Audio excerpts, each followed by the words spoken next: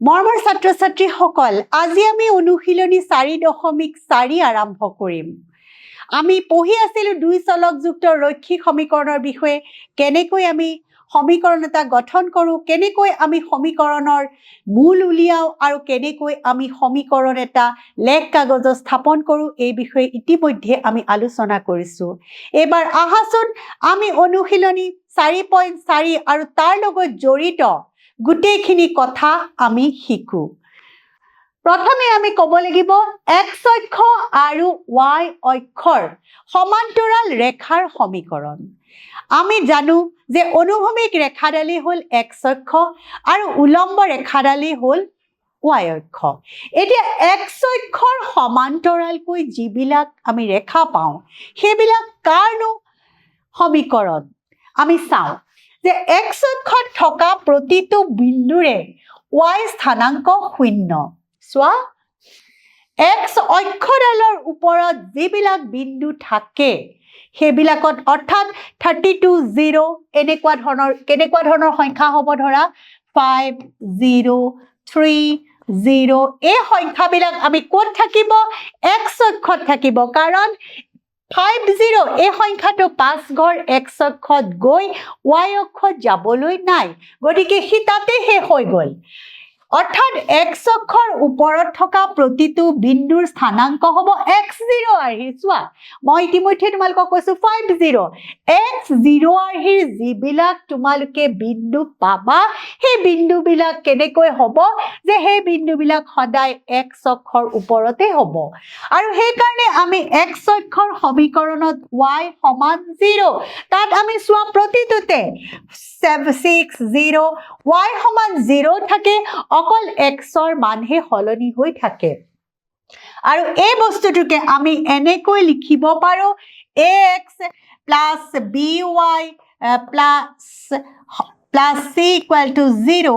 এনেধৰণে যদি আমি লিখিব খোজো তেনেহ'লে 0 into x plus 1 into y equal to আমি 0 বুলি ক'ম, কাৰণ xৰ সেইটো 0 হৈ গ'ল, y সমান 0 বুলি লিখিব পাৰোঁ। তেনেদৰে আমি একেধৰণে y অক্ষৰ সমীকৰণত কি হ'ব লাগিব? x0 হ'ব লাগিব, অৰ্থাৎ 0, 3, 0, 2 এইবিলাক হৈ গ'ল। আৰু ইয়াৰ তেনেকৈ আৰ্হিটো কি হ'ব?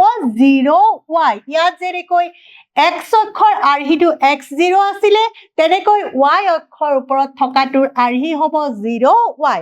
আৰু তাক আমি কি বুলি কওঁ?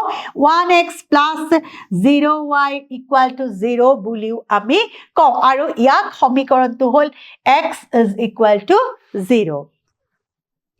এতিয়া চোৱা, 2x plus 1 সমান x minus 3 সমীকৰণটো আমি সমাধান কৰিব লাগে, আৰু এই সমাধানক আমি দুই প্ৰকাৰে দেখাব লাগে। এইটো প্ৰথম আমি এই সমীকৰণটো সমাধান কৰিম, আৰু এই সমাধানক আমি সংখ্যা ৰেখাত এবাৰ বহাম আৰু এবাৰ আমি স্থানাংক তল বা কাৰ্টেছিয়ান তলত প্ৰকাশ কৰি দেখাম। আমি এনেকুৱা ধৰণৰ প্ৰশ্ন তোমালোকৰ প্ৰায়ে পৰীক্ষাত আহি থাকে, গতিকে বৰ সাৱধানেৰে তোমালোকে কৰিবলৈ চেষ্টা কৰিবা। প্ৰথম আমাৰ সমীকৰণটো দিছে, এডাল চোৱা সংখ্যা ৰেখা। আমি জানো সংখ্যা ৰেখাৰ মাজত থাকে 0 আৰু এফালে থাকে 1, 2, 3 ধনাত্মক বিলাক আৰু এফালে থাকে ঋণাত্মক অখণ্ড সংখ্যাবিলাক। এতিয়া প্ৰথম আমি সমীকৰণটো সমাধান কৰি লওঁ। সমীকৰণটো আছে 2x plus 1 equal to x minus 3। 2x plus 1 সমান x minus 3 হয়নে? চাই লওঁ আমি। 2x plus 1 সমান x minus 3। এতিয়া ইয়াক যদি আমি সমাধান কৰোঁ কি দেখিম? 2x minus x এফালে লৈ আনিলে -3 -1, অৰ্থাৎ x সমান আমি কি পালোঁ? -4 পাই গ'লোঁ। এতিয়া এইটো যিহেতু এটা ঋণাত্মক অখণ্ড সংখ্যা, ইয়াত আমি y ভেলু নায়েই, গতিকে আমি এই xটো যদি ইয়াত আমি বহাওঁ, এইফালে আহিব বাওঁফালে -1, -2, -3, -4, এইটোৱে হৈ যাব আমাৰ নিৰ্দিষ্ট সংখ্যাটো x সমান -4।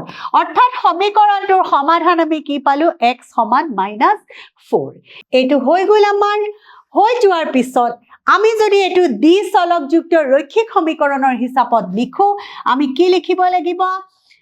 x প্লাছ 0y প্লাছ 4 সমান 0। তেতিয়া আমি চোৱা এইটো 0 হৈ গ'ল আৰু কি পাই গ'লো x সমান -4 পালো। এতিয়া যদি আমি বহাও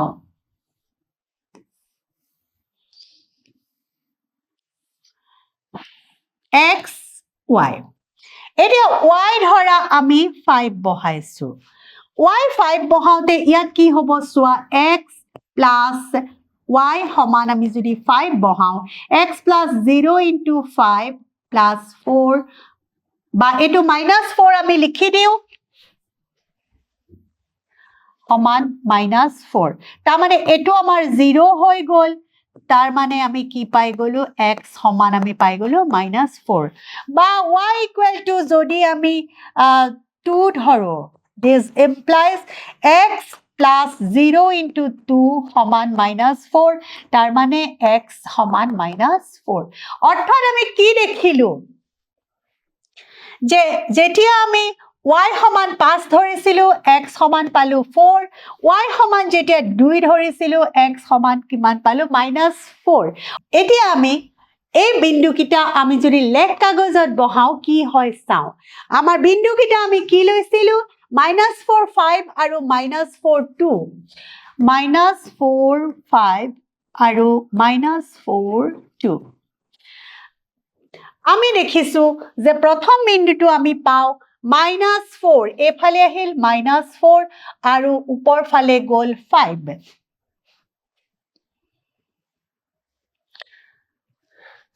-4 আমি ৰংটো সলাই ল'ব লাগিব।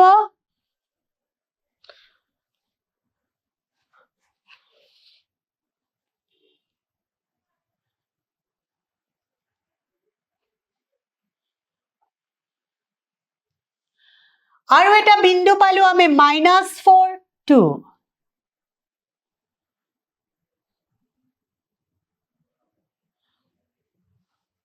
এইটো বিন্দু পাই গলো আমি, এই বিন্দুটো পালো আমি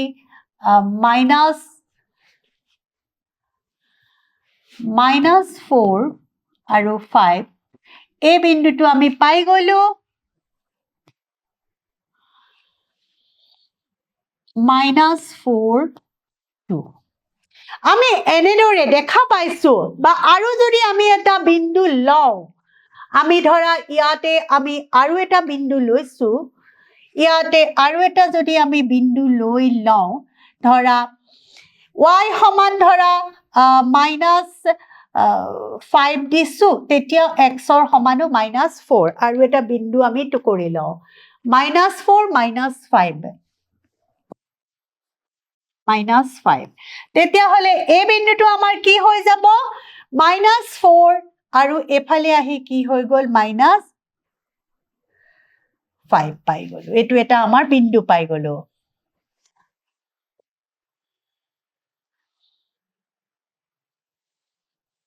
এই বিন্দুটো আমি কি লিখিলো -4 -5। আমি কি দেখা পালো যে এনেকুৱা ধৰণৰ এডাল আমি y অক্ষৰ সমান্তৰাল এডাল ৰেখা পালো। গতিকে যেতিয়া আমাৰ অকল x ৰ মান দিয়া থাকে, চোৱা x ৰ মান দিয়া থাকে, y মান তেতিয়া দিয়া নাথাকে, তেতিয়া আমি কি পাম, এইটো সদায় এডাল y অক্ষৰ সমান্তৰাল ভাৱে আমি ৰেখা এডাল পাম। এবাৰ আমি আহো অনুশীলনীলৈ। অনুশীলনী 4.4, চোৱা y সমান 3 জ্যামিতিক উপস্থাপন উল্লেখ কৰা যদি ধৰা হয় যে সমীকৰণটো এটা চলকযুক্ত আৰু সমীকৰণটো দুটা চলকযুক্ত। অৰ্থাৎ আমি এটা চলকযুক্ত হৈ যেতিয়া থাকে, আমি এই মানটো আমি বহাব লাগিব সংখ্যা ৰেখাত, আৰু দুটা চলকযুক্ত যেতিয়া হৈ থাকে আমি এই মানটো বহাব লাগিব আমি লেখ কাগজত। আমি চাওচোন কেনেকৈ কৰো।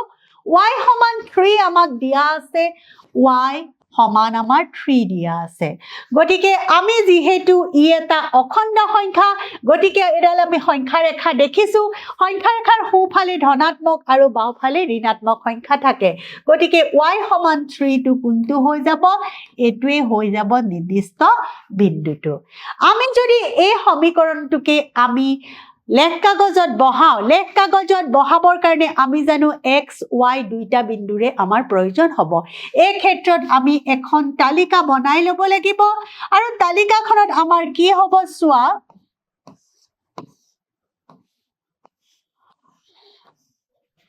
x y ইয়াত y ভ্যালুটো সদায় একে থাকিব কিন্তু x ৰ ভ্যালুটো কি হ'ব আমি যি ইচ্ছা তাকে ধৰিব পাৰো 2 -3 বা তোমাৰ 5 এনেকুৱা আমি ধৰিব পাৰো কাৰণ কিয় আমি পাৰো কাৰণ এই সমীকৰণটো x + by + c = 0 আৰ্হিৰ ইয়াত আমি কি পাইছো ইয়াত x ৰ সমান ইয়াত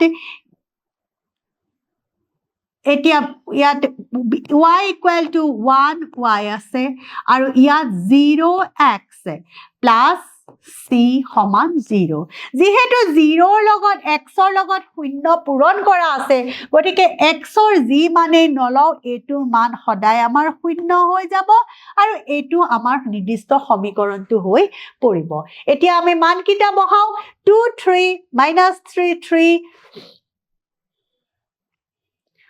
2 3 -3 3 আৰু আমি বহাইছো কি 5 3 5 3 আমি বহাইছো প্ৰথম আমি 2 3 বহাও 2 3 গতিকে আমি পালো প্ৰথম 2 ঘৰ গৈ আমি ওপৰলৈ কেই ঘৰ গলো 3 ঘৰ গলো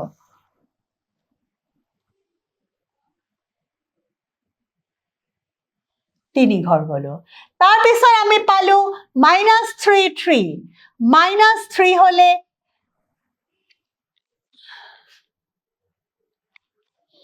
-3 এফালে আহিল আৰু ওপৰলৈ কিমান গল 3 গুচি গল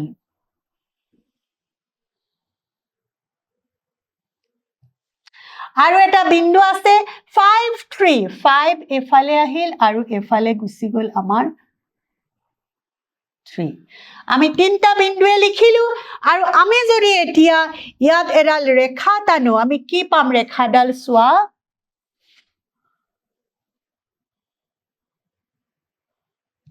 এডাল ৰেখা পালো যিডাল ৰেখা x অক্ষৰ সমান্তৰাল আমি এতিয়া বিন্দু কিটা লিখি লও এটো বিন্দু আমি পাইছিলো 2 3 এটো পাইছিলো -3 3 আৰু এটো বিন্দু আমি পাইছিলো 5 3 গতিকে y সমান যি আছিল আমাৰ সমীকৰণটো আছিল y সমান 3 গতিকে এনেকুৱা ক্ষেত্ৰত আমি কাৰ সমান্তৰাল কৈ পাম x ৰ সমান্তৰাল ৰেখা এডাল পাম যত x ৰ মান 0 হয়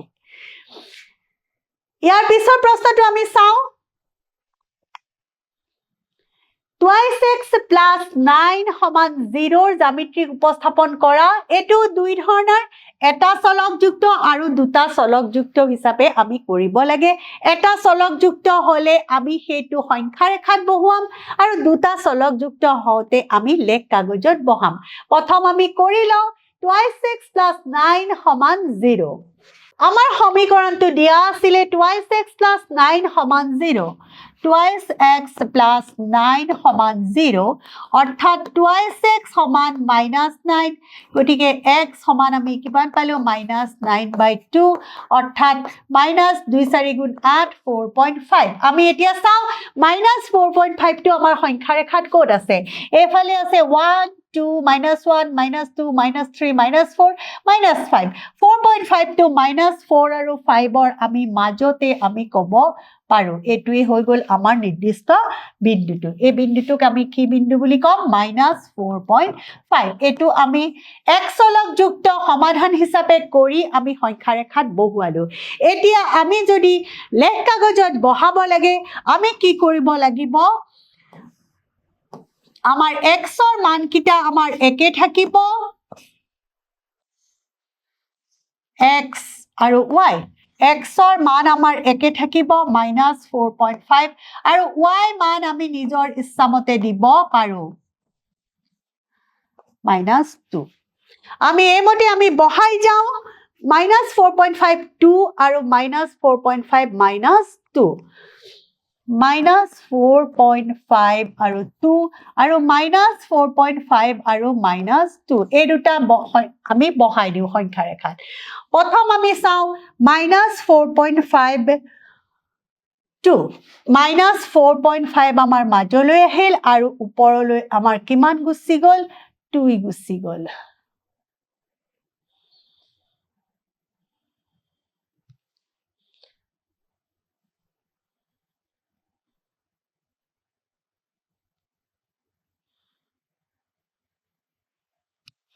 (4.5) আৰু 2 আমাৰ নিৰ্দিষ্ট বিন্দুটো হৈ যাব আমাৰ এইটো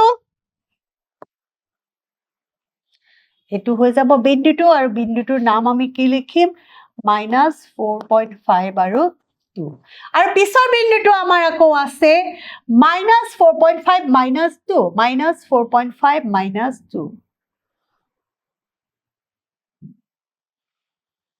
-4.5 আৰু -2 আৰু আমি যদি এতিয়া এডাল লেখা টানো তাৰ মাজেদি আমি কি দেখা পাম আমি যদি দুইটা বিন্দুৰ মাজেৰে এডাল ৰেখা টানো